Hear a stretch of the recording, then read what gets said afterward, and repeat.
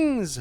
Welcome to the devlog for experimental build 3 of update 118 of hot dogs, horseshoes, and hand grenades. We're going to start off as always with a quick sound check. Make sure your speakers aren't up too high. Wonderful. So what have we got for you this week? Well, we are continuing along in our optics adventures and have some long requested treats for you this week. The first of which is that we have I have gotten numerous requests for some ACOGs that are actually, modern ones. So we have for you here the TA31, which is our one that has this sick fiber optic on the front of it. And what's cool about this is that as we change our reticle color, the fiber optic actually changes color on top. I don't know about you, but I am a fan of the yellow one. Sweet. So that is the TA31, and there's also the in handle sight and pick rail mount. There's also the ECOS TA31, which has this cool little backup iron on the left there, and has the RMR just built in right there because it does not have the backup sight that our TA01 does. So yeah, hopefully that makes you folks who requested that happy. The next thing, we actually need to get ourselves a carry handle AR for this. Assault rifle. Yeah, let's just pull out, I don't know, let's pull out an A2. Beautiful. A2 achieved. Come back over here. We have something super cool. This is going to be a little difficult to demonstrate to you, in part because of the fact that you're just seeing one of my two eyes. But some of you may know about this. This is called an OEG, and what this is, it's an occluded eye gun sight. This historically predates our other sort of red dot sights for a number of reasons. And the basic idea behind this is that I'm going to spawn some volunteer SOSIGs for targets, is that, looks a little weird, but we basically look through this and see nothing but a dot on a black field. Pull that right up to the eye here. And you might be like, I don't understand. How does that work? Well, the reason that this works basically is that you shoot with both eyes open. So if I just hold this here, I'm going to, you're seeing my left eye. I'm holding this aligned with my right eye, which is open, and the two images superimpose themselves in my vision. So despite the fact that my right eye just sees a red dot and a black thing, I can hit things reliably. Here is what that looks like for my left eye.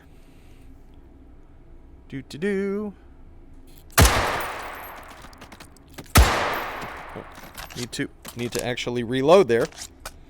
It is super weird switching this from one eye to the other.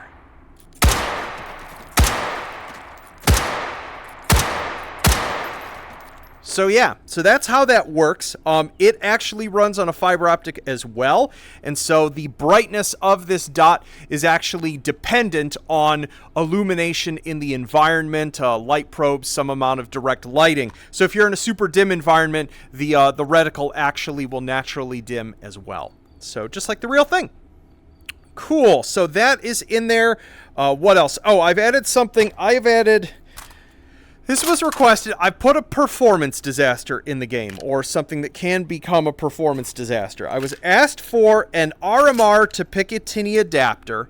So here you go. You can pop that in there and you can put, I don't know, whatever you want on. Just remember that by doing this, you have now put a complex hierarchy of geometry, of physics objects, and triggers underneath a moving component. So when I fire this scope is moving backwards, and if you're running around with two machine pistols firing that with those moving, unless you have a powerful computer, you might drop some frames, especially in a more expensive scene. Don't say I didn't warn you.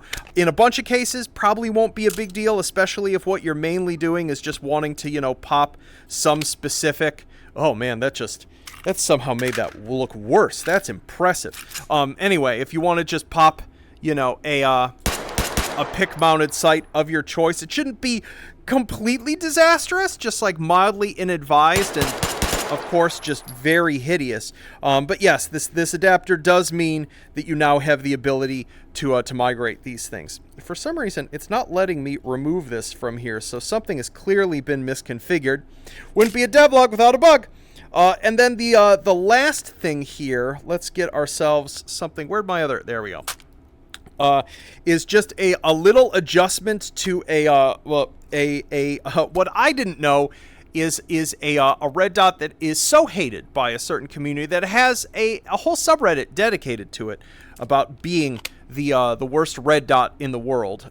It's in every freaking video game because these things are just like, this is an airsoft red dot. But this got migrated over to new systems, and one of the things when I was researching it is that this is very blue to look through. And from all the reference I've seen online, they are actually this blue and actually this dim, which is hilarious. So here's our multi-reticle option red dot. Migrated over. You can now actually use the dial on the top for illumination intensities. So there you go. Another one migrated over. And the cool thing, let's see how visible this is. So with a good red dot, the distance that the reticle is projected in space is quite distant. And so because of that, you don't get negative parallax effects. With an Amazon special red dot, this isn't true. And so the other thing that is realistically simulated that is not good about this reticle, let's see how well this comes across. Maybe we can put it on dot, is that you actually get some parallax effects from this on target, meaning if I move my head back and forth left to right, the dot doesn't stay in the same place. But actually, because this is a projected distance of only a couple meters forward. Actual property of the real-life site, simulated in H3 and probably no other game. Haha, wonderful.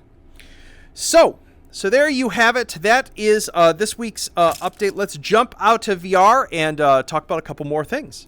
Yo, out of VR. So yeah, as I said, this update is primarily those new sites. I'm still working on some just the process of migrating all of our reflexes in. As I said like devlog or two ago, some of it involves getting new models. Some of it is just like rebuilding stuff. Not all of them are in here. I ended up just having a couple things like midstream in rebuild and didn't have them ready enough for today. Because I'm juggling a lot of stuff, and if I seem kind of out of it at all today, I have just had like the most intense work week of the past year or more. I've mentioned before, there's multiple projects I'm working on, including something I won't be able to talk to you folks about till probably next year. And so I have not had enough sleep. I'm very out of it. And I'm also back on a calorie restriction diet. And so I am loopy. But still having fun making optics here. A piece of Rust Ltd news. Some of you may have caught, but one of our other projects, spearheaded by Luke, which has been a passion project of his for a while, is a game called Typing Simulator. Game simulator, training application, data keyboard, viz nerd, VR experience, is now in Steam Early Access. So if you're into, if you'd like to learn how to type better, and are into data visualization in an application for getting better at that sort of thing, and just would enjoy the chill vibes of that in VR, give it a look. It is right over here. So grats to him for hitting the release button, which I know is always a terrifying thing. I much prefer to work on despite the number of updates that I've pushed in H3, I much prefer the experience of making things than setting them live. Even almost 9.5 years into working on H3, I don't know if I've ever shared this actually. Every single time I hit the little button in the Steam interface to be like, okay, this update is live, I have like a micro panic attack for like 10-15 seconds. I'm like, it's all gonna break, it's terrible, no one's gonna like it, everything's gonna be ruined. And then I go, and then hit it. So just a little bit of Anton lore for you there. And then lastly, the last thing is, of course, it's devlog time, which means it's time for another episode of Hot Dog or Not Dog. And today, I have decided, I realized there had been a condiment that I enjoy on many things and had never thought to put on a hot dog. And especially because we've been doing some hot sauces lately, which are sensorially intense, I thought another sensorially intense thing would be amusing for you folks. And so I've got some S&B prepared wasabi, which, as many of you know, like the typical wasabi condiment that you find in the grocery store, has a little bit of wasabi in it, or wasabi extract. It's mostly just horseradish and food coloring and some salt and some sugar and things like that. So this does in fact have actual wasabi in it, but also horseradish. So so we've got ourselves a hot dog prepped here, and let's pull off the cap here. I have no idea if this is going to be a good idea. As you can see, these hot dogs, this is not quite the same length as the bun, and so we're gonna line it up there so we get the correct amount of bun there. I'm not gonna eat this whole thing because it's not on my diet right now, but I'm still gonna experiment / suffer for your amusement. So here we go. Let's put a decent amount of this on. This is like the amount of wasabi I think you would use for like an entire sushi dinner. And we're just going to have it in one bite on a hot dog and see if that's any good. So, it's going to be fun.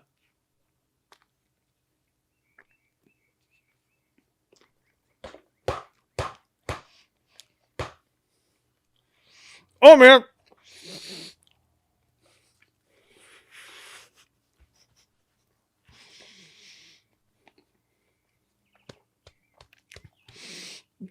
Woo!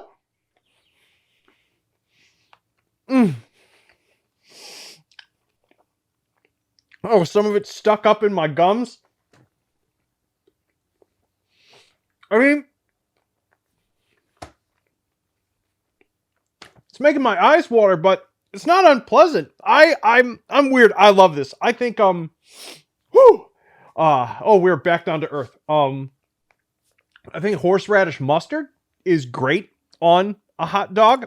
And so, honestly, I think not as much as I put there, but a reasonable amount of prepared wasabi does indeed make a hot dog. And I would be curious, actually, even just in that classic American mixture of like ketchup and mustard and relish, if you're to mix some wasabi in there, I think it might actually pair real well.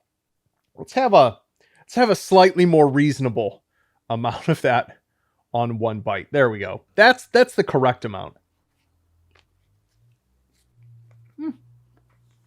Oh yeah.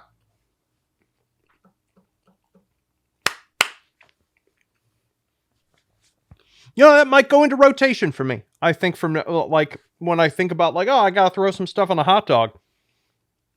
I don't think I ever would have looked at my prepared wasabi tube in the fridge before, but I will now. So there you have it. Another bit of Anton suffering and or having extreme sensory experiences for your amusement, as we figure out exactly how flexible of a culinary delivery platform a hot dog is. So definitely give it a shot. So anywho, I hope you folks enjoy the experimental build, and I'll be back with more content and more hijinks for you next week. Peace.